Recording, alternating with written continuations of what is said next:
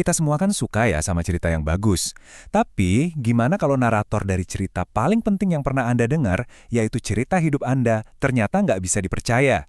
Dan gimana kalau narator itu adalah Anda sendiri? Yuk kita bedah kenapa ini bisa jadi benar. Coba kita mulai dengan satu pertanyaan simpel. Apakah hidup Anda itu sebuah kisah nyata? Spontan sih kita pasti jawab, ya iyalah jelas. Tapi begitu kita gali lebih dalam, kita bakal sadar kalau garis antara fakta dan fiksi dalam cerita kita sendiri itu ternyata jauh lebih tipis dari yang kita bayangin. Oke, kita mulai dari gagasan yang mungkin kedengarannya agak radikal.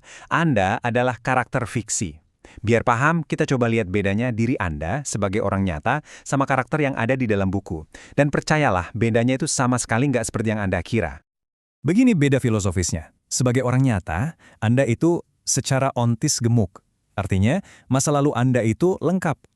Ada faktanya tentang apa yang Anda lakukan setiap detik dalam hidup Anda, bahkan kalau Anda udah lupa. Nah, sebaliknya, karakter fiksi kayak Sherlock Holmes itu secara ontis kurus.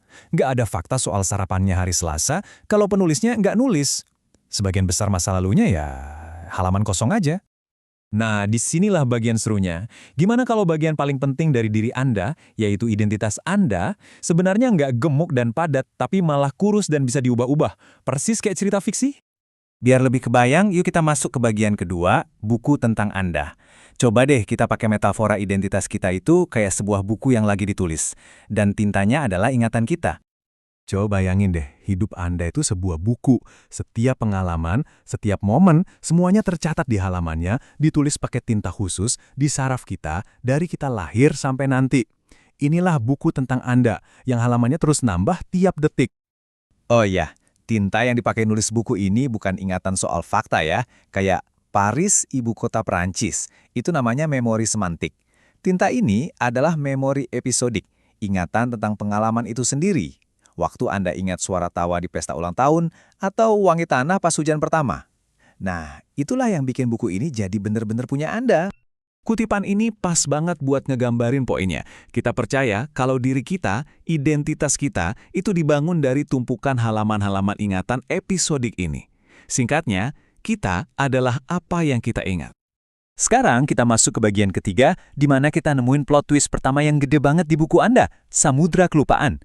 Ternyata, banyak banget halaman yang hilang. Kenyataannya, buku tentang Anda itu sebagian besar halamannya kosong, udah disunting sama waktu. Ingatan yang Anda punya sekarang itu cuma kayak pulau-pulau kecil yang nyebar di tengah samudra kelupaan yang luas banget. Kita udah lupa jauh lebih banyak daripada yang kita ingat. Ini kan jadi teka-teki ya. Kalau identitas kita dibentuk dari ingatan, tapi kita lupa hampir semuanya, terus apa yang ngisi semua halaman kosong itu? Kita ini siapa sebenarnya? Jawabannya ada di konsep yang keren banget ini, ingatan Rilkean. Nama ini diambil dari penyair Rainer Maria Rilke, dan idenya adalah ingatan yang terlupakan itu nggak benar-benar hilang. Mereka cuma bertransformasi. Prosesnya kira-kira begini. Pertama, Anda ngalamin sesuatu. Terus, lama-kelamaan Anda lupa detailnya. Tapi, ingatan itu nggak lenyap. Dia meresap ke dalam diri Anda dan muncul lagi jadi bagian dari kepribadian Anda. Cara Anda jalan, intuisi Anda, atau bahkan rasa cemas yang tiba-tiba muncul tanpa sebab. Itu semua adalah gema dari masa lalu Anda yang terlupakan.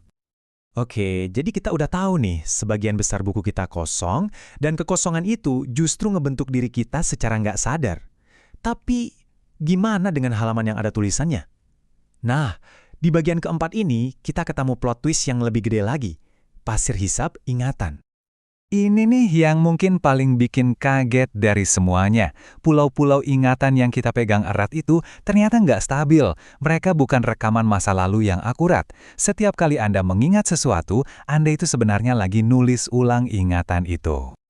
Coba kita lihat studi klasik soal bencana pesawat ulang-alik Challenger. Sehari setelah kejadian, mahasiswa diminta nulis di mana mereka pas dengar beritanya. 3 tahun kemudian ditanya lagi. Lihat deh subjek RT ini. Ingatannya berubah total, dari di kelas agama jadi di kamar asrama, dari dengar orang ngomong jadi lihat di TV. Tapi yang gila, dia yakin banget kalau ingatan yang kedua ini yang benar. Dan dia nggak sendirian, 1/4 dari semua peserta akurasinya 0 besar setelah 3 tahun. 0! Tapi lucunya, tingkat percaya diri mereka sama ingatan yang salah itu tinggi banget. Ini nunjukin kalau ingatan kita yang paling jelas sekalipun bisa jadi sama sekali nggak bisa diandalin.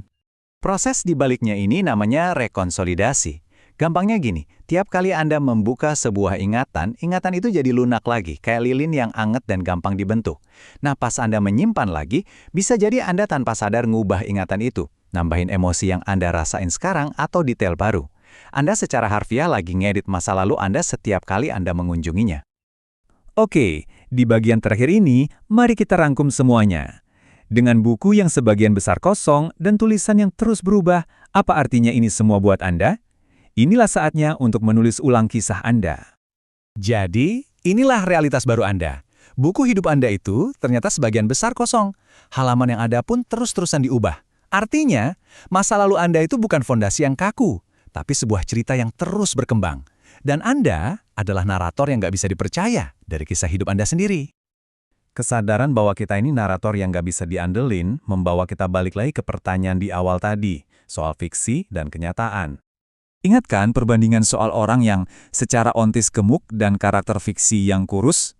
Ternyata kita nggak segemuk yang kita kira. Sama kayak Sherlock Holmes, cerita kita juga nggak lengkap dan selalu terbuka buat direvisi. Kita lebih fiktif dari yang kita duga. Tapi ini bukan sesuatu yang menakutkan loh, justru ini membebaskan. Kalau Anda nggak terikat sama catatan masa lalu yang kaku dan nggak bisa diubah.